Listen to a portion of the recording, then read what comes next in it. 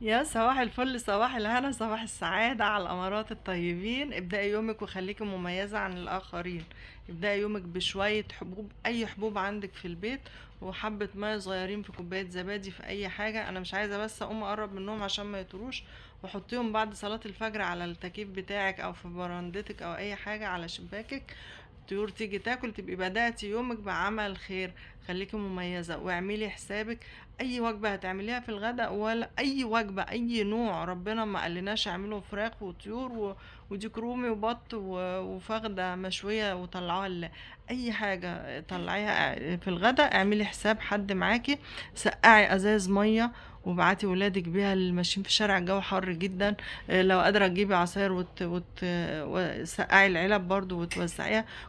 كل واحد يعمل على قده. ابدأي يومك بحاجة مميزة، وشوفي بقية اليوم ربنا هيعمل معاكي ايه. وما تعمليش مستنية من ربنا، يعني ما تعمليش مستنية العطاء.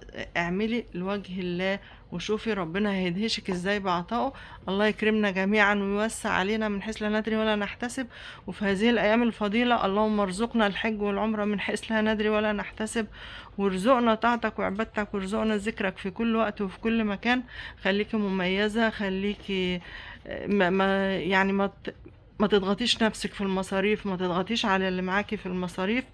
فكري ازاي نبقى احنا مبسوطين بأقل القليل. ربنا يسعدكم جميعا ويوسع عليكم ويرزقكم كل ما تتمنوا. صباح الفل عليكم، اوعي تقلبي المحطة.